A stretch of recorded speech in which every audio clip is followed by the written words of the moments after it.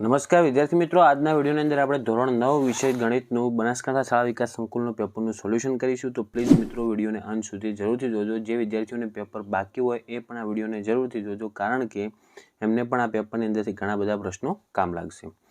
Okay મિત્રો, તારીખ 22/1/2025ના રોજ કુલ ગુણ 50નું પેપર લેવાયેલ છે. તો એનું આપણે આજે સોલ્યુશન કરીશું. તો વિભાગ એની અંદર પહેલો પ્રશ્ન છે જેમાં તમારે સાચો વિકલ્પ પસંદ કરવાનો હતો. તો પહેલો પ્રશ્ન શું છે જુઓ કે સમય સંખ્યાનું દશાંશ સ્વરૂપ ખાલી જગ્યા હોઈ શકે નહીં. તો એનો જવાબ આવશે મિત્રો ડી, અનંત અને અનાવૃત ન હોઈ શકે. ઓકે, આગળ વિડીયો શરૂ કરીએ એ પહેલાં તમને જણાવી દઉં કે તમારા જે બીજા મિત્રો છે એમને શેર કરી દેજો અને આવા યુઝફુલ વિડીયો માટે આપણી ચેનલને સબસ્ક્રાઈબ કરી દેજો. બીજો પ્રશ્ન છે 65° માપના ખૂણાના પૂરક કોણનું માપ. પૂરક કોણ એટલે ટોટલ 180 જવાબ થવો જોઈએ અને આ 65° એક ખૂણો છે તો બીજો કેટલો હશે તો 115. તો સી જવાબ આવે આમાં. પછી ત્રીજો પ્રશ્ન જેમાં તમને એક બહુપદી આપેલી છે એનું એક શૂન્ય શું હોઈ શકે.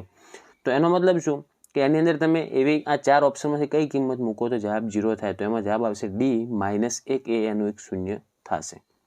ઓકે, પછી બીજો પ્રશ્ન ખાલી જગ્યા નથી, ખરા ખોટા છે ટાઈપિંગ મિસ્ટેકના લીધે. તો હવે જો ચોથો પ્રશ્ન કે A011 એ y અક્ષનું બિંદુ છે. તો આ વિધાન કેવું થાય? સાચું થશે, કારણ કે તે y અક્ષ ઉપર જ આવેલ હશે. ઓકે, પછી પાંચમો પ્રશ્ન જોઈએ કે દ્વિચલ સુરેખ સમીકરણનું પ્રમાણિત સ્વરૂપ ax + by + c = 0 થાય. તો એ પણ વિધાન કેવું થશે? સાચું થશે. છઠ્ઠો પ્રશ્ન છે પાયથાગોરસ એ થેલ્સનો ખ્યાતનામ વિદ્યાર્થી હતો. તો આ પણ વિધાન કેવું થશે?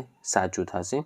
અને છેલ્લું વિધાન કે એક સમબાજુ ત્રિકોણની અર્ધ પરિમિતિ 24 સેમી છે તો તેની બાજુનું માપ 25 સેમી થાય. તો આ વિધાન મિત્રો ખોટું થશે. હવે આગળ આપણે ખાલી જગ્યા પૂરવાની હતી. તો પહેલાં આઠમો પ્રશ્ન જોઈએ જેમાં તમને ખૂણો x', o અને y' આ એક આલેખની અંદર જે ખૂણો બને છે એના અંદરના ભાગને ખાલી જગ્યા ચરણ કહે છે.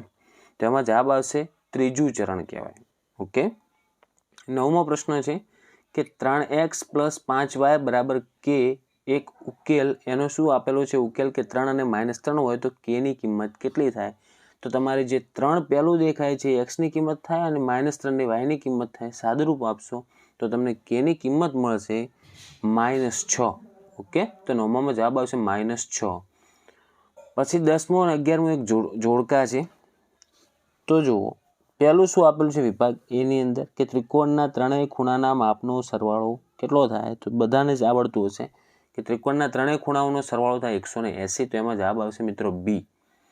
ઓકે, પછી આગળ જુઓ 11મો પ્રશ્ન કે લંબચોરસના દરેક ખૂણાનું માપ કેટલું હશે. તો લંબચોરસના દરેક ખૂણા કાટખૂણા હોય તેથી તેનું માપ 90° હશે. તો એમાં જવાબ આવશે એ.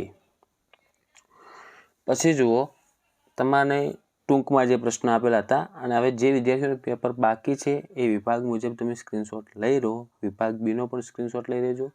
ઓકે, આગળ હવે જોઈએ આપણે. તો જુઓ દાખલા જે તમારે વિભાગ સીમાં 3 ગુણના કયા કયા આવેલા છે એ પણ તમે જોઈ લેજો.